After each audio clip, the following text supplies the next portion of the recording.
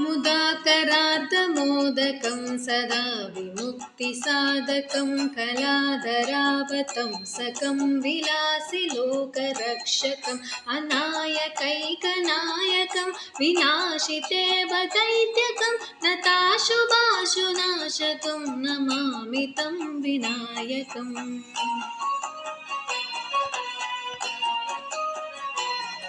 नटेतरातिभीकरं नवोदितार्कभास्वरं नमत्सुरारिनिर्जरं मदादिकापदुत्तरं सुरेश्वरं निधीश्वरं गजेश्वरं गणेश्वरं महेश्वरं तमाश्रये परत्परं निरन्तरम्।